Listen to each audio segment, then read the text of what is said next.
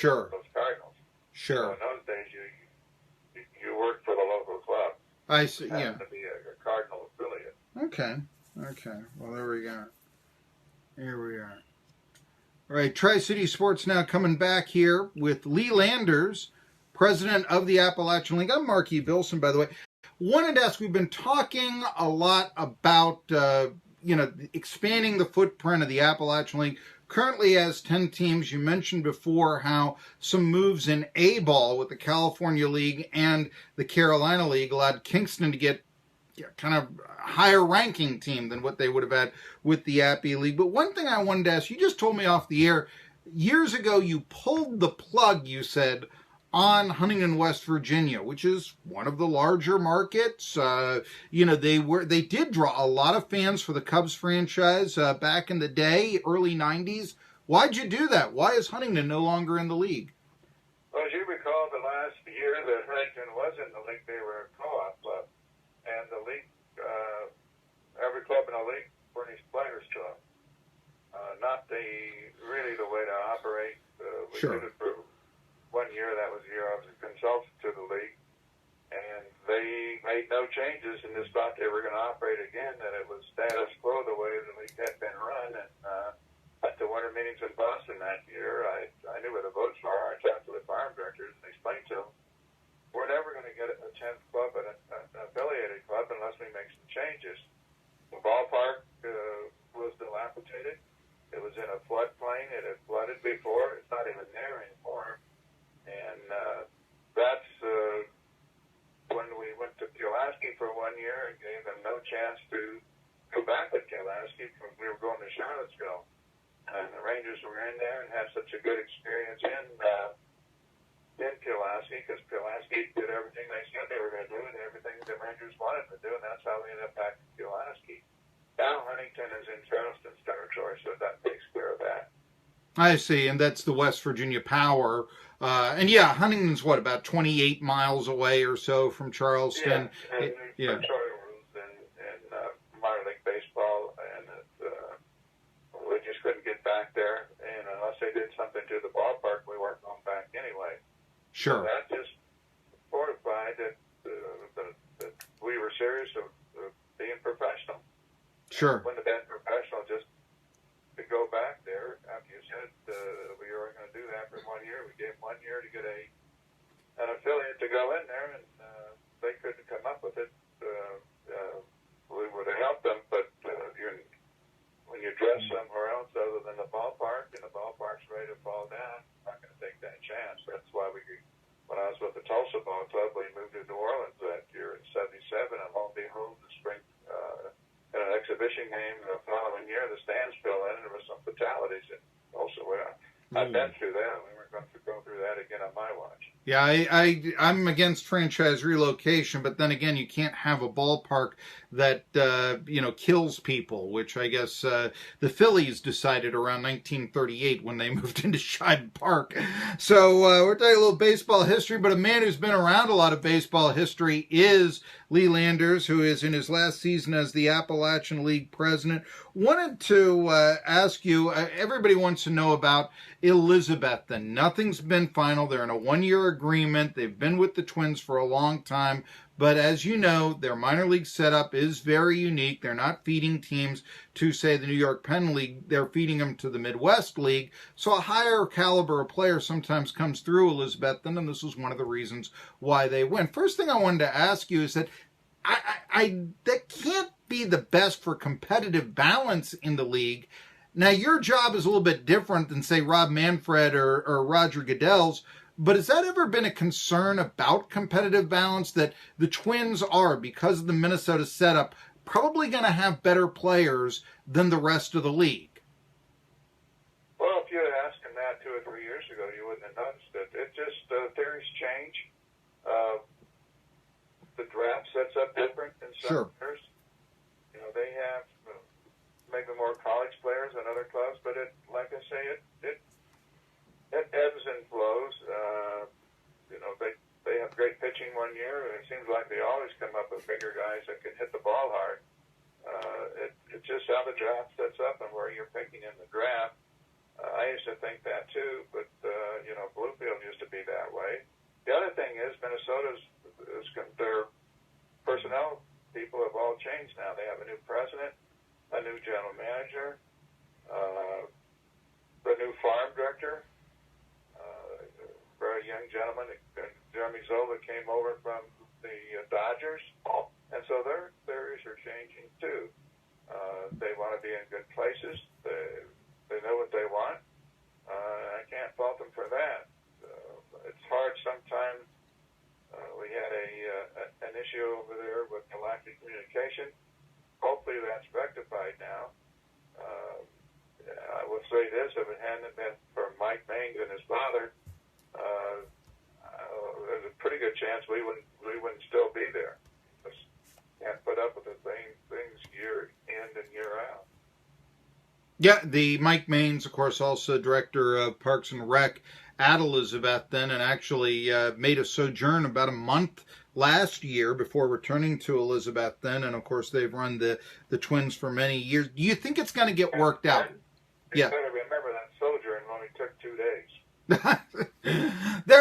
It was a long enough time I can recall that I had the interim at the Parks and Rec director on here saying, well, what about the Twins? But let me ask that, what about the Twins? Last year I remember you coming on the show, Lee Landers, and saying, look, umpires' rooms, locker rooms, that has to get worked out. There supposedly was something worked out in September, but it looked like the city was going to have to front all the money, and I don't think the city wants that. They want the Twins to make some of the financial commitment to O'Brien Field. So let me ask you this. Is this going to get done? Do you think the Elizabethton Twins are going to have an agreement which will have them there for 2019 and beyond?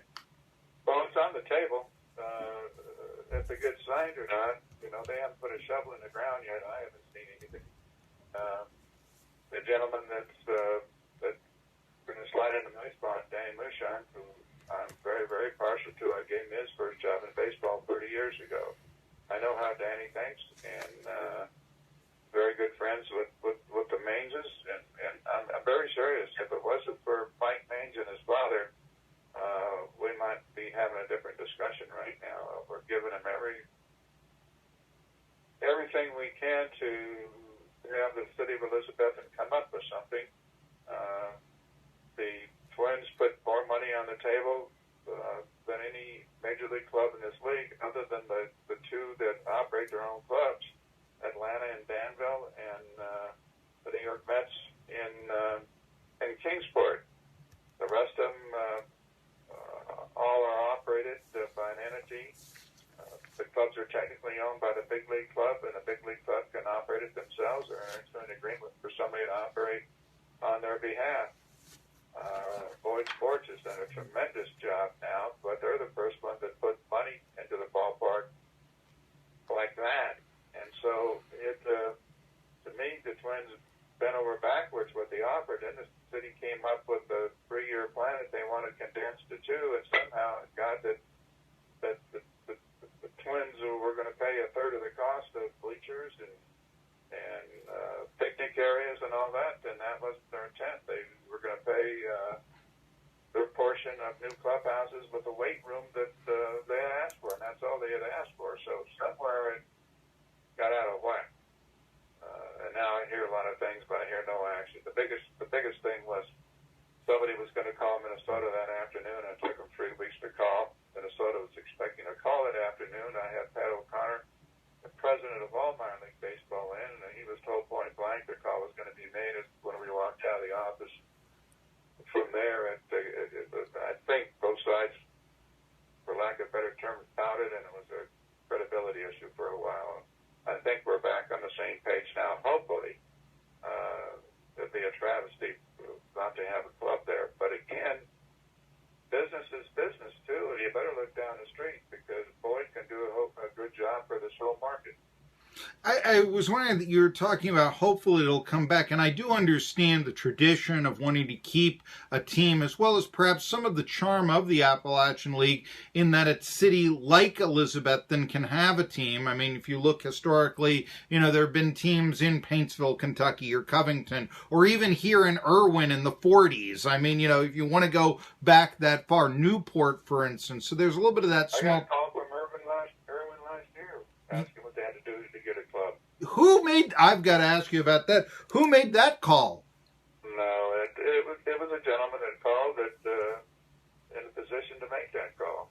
So but again, things you could do way back, you can't do now. You can't do anything the same way you did. Business is business. Charm is charm. Charm doesn't play the bills. And I know the Irwin Cubs, I believe, played at Gentry Stadium, which is now, totally a football field. I couldn't possibly imagine how those days are over. Sure. We make do. Sure. It's just that it was good at one time. I remember when I started as a general manager, and we had a working agreement. They might only send you 9 to 12 players, and you had to fill in the roster with the rest of them. Well, there's enough independent leagues around to take care of that now. Well, the one question, though, I wanted to ask is about Elizabethton, and I mentioned this. Why don't you feel, you said Boyd is right there. Yeah, it's 7 miles away from, I think, Cardinal Park. And, the drawing base of Elizabethton, it would seem would take fans away from either Johnson City or Bristol. So, why is it so important in your mind, other than tradition, other than league charm, for Elizabethton to remain in the Appalachian League and not, say, move it to another part of the area, which would then expand the footprint, which you've talked about? Yeah, well, the big thing is most people in Elizabethton have been loyal for so long. Mm-hmm. Why, and unceremoniously just yank something that they have supported or participated with. We'll do everything we can. You made a statement a while ago, don't particularly like relocations, but sometimes you're forced to. You look at, there's no place to stay there, so they don't get any motel tax or bed tax or anything like that because we have to put them up in Johnson City. So they're missing some revenue there. But again, they're close, but when they're diehard fans, when Elizabethton plays at Johnson City, they're there. So we can't say that they won't travel. If there was one club in the area, whether it be Johnson City or whether it be Elizabethton or whether it be down the street, those fans that are going to go, they're loyal to their team. Plus, when we're doing our job right, it's good family entertainment now. We used to be able to get by, Marky. A family of 4, if there was one baseball fan, we could get by on that. You can't get by on one member of a family being a baseball fan. You have to have good concessions so somebody doesn't have to cook. You have to have the kid zone to take care of our young people. You have to have promotions to get the other member to come out at the night. And if we're doing our job right and we have something for everybody, affordable family prices, that now when you leave the ballpark, you had a great time and you can't really remember, oh yeah, did they win or lose? Then we have done our job as sports entertainment. I remember once a segment on minor league baseball, and they said that half the people there at the ballpark didn't know what the score of the game is. To purists, yes, that's a bad thing, but it's a good for finances, sure. It's a good thing to get people off the couch. I mean, those guys are great. Boyd does a tremendous job doing that. Brad Popak is doing a good job in. With the Mets, he had a load to overcome to start with over there. Our clubs really look at Pulaski. Whoever thought Pulaski? I never thought I'd see a jumbotron scoreboard in the league, let alone Pulaski.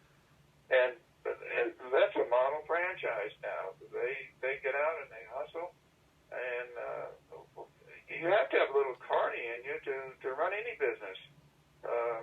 I knew we were doing a good job in the area when I was at a Rotary Club, and the guy that owns the theater was bitching because the ballpark was taking fans away from him. Then I knew we're doing our job. If they're worried about us, then we're worried about them. I definitely can see that. Let me ask you real quick, what's the latest on the Pinnacle and the Bristol Pirates?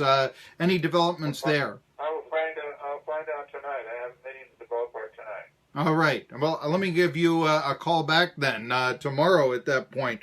All right. Number two, I want to, and this is serious. I know that yesterday it came out that the Kansas City Royals were interested in Luke Heimlich. There was a little bit of interest there, potentially signing him as a free agent. And I guess if they do so, we're talking about the Oregon State pitcher that, admitted, or I should say, pled guilty to a child molestation charge several years ago. That the Royals, because he has had an outstanding year at Oregon State, might be interested in signing him. Nothing definite yet, but there's a chance that I guess he could be sent to Burlington. Lots changed, but if that would happen, would you have any input? Would you have any protest, anything like that, of Heimlich pitching in the Appalachian League? Let me say this. I know Dayton Moore, the general manager of the Kansas City Royals, very, very well. He was a director in this league when he was with Atlanta.